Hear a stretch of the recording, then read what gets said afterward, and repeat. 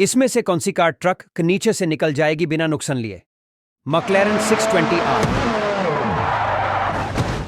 Mercedes G36 Brabus, Lamborghini, Tesla, Bugatti Chiron.